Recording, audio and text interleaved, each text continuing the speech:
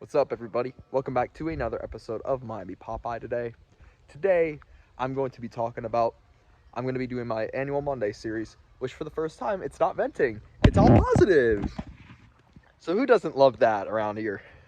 All my sports teams won. The Dolphins won, the Hurricanes won, and the Panthers won. And I'm going to be talking to you about some things. All three of my teams, well, I'd take that back about it all being positive as the Heat are struggling on the road trip, but you know what? It's all fun and games right now for the teams I follow the most. So let's get into it, shall we? The Miami Dolphins. I'm going to actually start with the Hurricanes because that was an ugly game on Saturday if you watch that game. Miami should have definitely lost that game. We were outplayed by Tony Muskett and Tony Elliott's Virginia Cavaliers, who did beat North Carolina, but I still don't think they're a very good football team. Miami has trouble. My opinion, Miami has quarterback issues, and it's prevalent because Tyler Van Dyke did not play a very good game. He only completed like 55% of his passes. He could have thrown 5 interceptions. He did not throw a single touchdown pass, and he only threw for like not even 200 yards, I think, which is kind of crazy. But I mean, oh well, it's kind of what's been happening with this Hurricanes offense recently. I mean, we've been so ineptly bad on the passing game that we have so many talented receivers, and yet Tyler Van Dyke only throws to one guy, and that's Xavier Restrepo. And however, our running game and our defense completely saved our ass on Saturday. I mean, running game completely saved us. I mean, AJ Allen's a dog. I mean, I'm glad Cristobal found him from the portal, because what a guy, what a dude. I mean, AJ Allen, if y'all saw that first half touchdown run by AJ Allen where he just hopped into the end zone, wow, that was good stuff. I was happy. That dude's a savage, and I love him. I love him for it. And I'll say this: we were down 10-0 because Miami did not play very smart, and then that AJ Allen touchdown would put us back at 10-10, and then on the next play, after Virginia got the ball back, Tony Muskett throws a pick, a beautiful pick. And Cameron Kitchens takes that ball, runs that crap to the house, and Miami's got a 17-10 lead.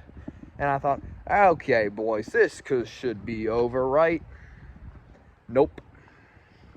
No, it was not over. Miami found a way to just let them score again, and interceptions by Tyler Van Dyke just single-handedly put Virginia back in this game, and right back, it's a 2017 Virginia Cavaliers lead. And then Jose Borregales was huge. Andreas Borregales is huge for us, because without him, we lose this game. And I'll say this, though, our special teams has definitely improved from what it was at the beginning of the year, like against Texas A&M and stuff. I'm very, very, very happy to hear that, to see that out of our guys, out of Miami. And I'll say this: look, Tyler Van Dyke did it again, where Virginia gives us the ball back with 30 seconds left, and we kneel and go to overtime. You know what that tells me? He don't trust Van Dyke. He doesn't want Van Dyke to go out there and make a stupid mistake, cost us the game, because we know what that's done to us. We know, like against Georgia Tech, guess what? We all know what happened in that game. We all know what's happened before with Cristobal. So I think he just wanted to play it safe and go to overtime and just run the ball down our throats. And we had 2 timeouts too, which at the time, yes, it pissed me and my dad off a lot, but what can you do? So we go to overtime. Virginia scores a field goal, makes it 26-23. Yeah, they exchanged 2 field goals. Miami and Virginia exchanged 2 field goals in the game, if I didn't say that. And then we get the ball from our own 25. It was a run up. It was all runs up the gut by Mark Fletcher. And Mark Fletcher had 2-3 very nice runs. For one of them was like 12 yards for a first down. And then he got us inside the 10. And then Mark Fletcher, right to the side, breaks the plane, Game over. Miami wins. We're 6-2. We're going bowling for the first time. We're going to be in a bowl game for the first time since 2020, believe it or not. So I'm very happy to hear about that. And yes, I'm not counting the Washington State bowl game where COVID obviously canceled that, and that was the year they fired Manny Diaz, and we are with that now. The second thing I'm going to come out and talk about is the Miami Dolphins. What a win. What a great win. What a great showing by our defense, man. Not even 200 yards of total offense and only not even 100 yards of passing offense out of Mac Jones. I mean, Rondre Stevenson played well. He carries that offense, man. The Patriots do not have a bad defense, and that showed it. But guess what? Despite all that, Dolphins came out and beat them by 14 points, 31-17. And the best part, we're in these beautiful throwback uniforms. I love those uniforms, man. I'm a huge fan of the Dolphins right now. We're 6-2. We're going to play against the 6-2 as well, Kansas City Chiefs. And it's going to be a good game, in my opinion. It's going to be good to show, like, it's going to be our third big test. We're 0-2 against teams with a winning record right now, and it kind of hurts. But yes, it's completely raining and it's cold. It's cold here in Tennessee, but you know what? I'm built different. I do have my Nike sweats on. These are my most comfortable sweats, by the way. I love those sweats.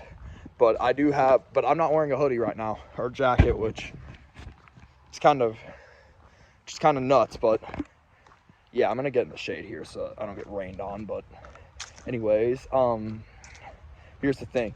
The highlight was Jalen Ramsey. I'm very happy to see him back. He is in his first game as a Dolphin. There's that iconic interception. That's a beautiful pick. The Patriots are going right down the field to score, and it was just boom. Jalen Ramsey runs that back, and the Dolphins score a couple plays later.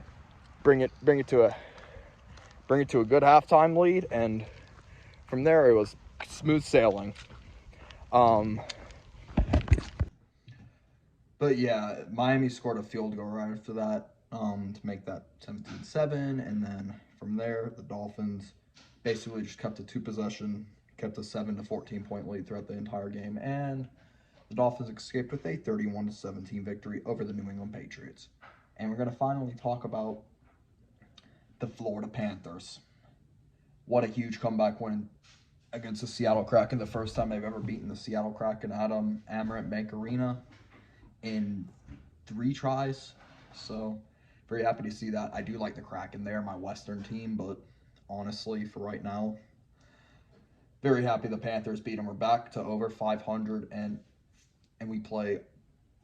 Everyone remember the first round between the Panthers and the Bruins last year? Yeah. Tonight, 7 p.m., the Florida Panthers are playing against the Boston Bruins at TD Garden, and I could not be more excited. This is a huge game for the Panthers. The Bruins are back off to a 7-0-1 start.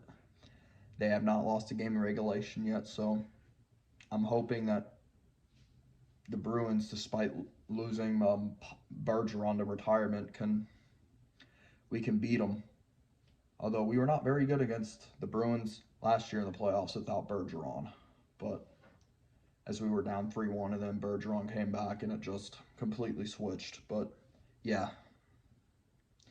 from there, the Miami Heat went on the road though and struggled in that same building as they lost on Friday night against the Celtics, 119-111, and then Jimmy Butler didn't play on Saturday night for whatever reason, as the Heat are back to under 500 with a 1-2 record as they got pounded up in Minnesota by the Timberwolves, and it was pretty ugly too, to be honest with you. But yeah, I did have to come back in here. I walked. It was absolutely raining outside, so yeah, I ended up having to bring the video in here, so I think that'll be all. But also, for next week, I'm going to do a preview video of, for sure, the Miami Dolphins and the Kansas City Chiefs. What a huge game that will be next week out in Frankfurt. It's the second only ever game in Frankfurt, and it's Tyreek Hill against his old team. it's Tua Tagovailoa against Patrick Mahomes. You can't help to get excited about that. And I think it's going to be the NFL's game of the week. And I'm for sure going to do a preview on that. I'm going to actually do a much deeper recap on the Dolphins-Patriots game from this Sunday, right after I film this. So, yeah. I think that's all. Go Fins, go Canes, go Cats, go Heat. Beat the Bruins, beat the Chiefs, beat NC State. May also try to film an NC State-Miami preview. I know Florida State got announced. We are for sure going to be on ABC. I don't know what time, though. But I can't wait. It's exciting. We're Miami's bowl eligible. I'm hoping we could beat Florida State for the first time since 2020, the 52-10 game. So I think that'll be all. Peace.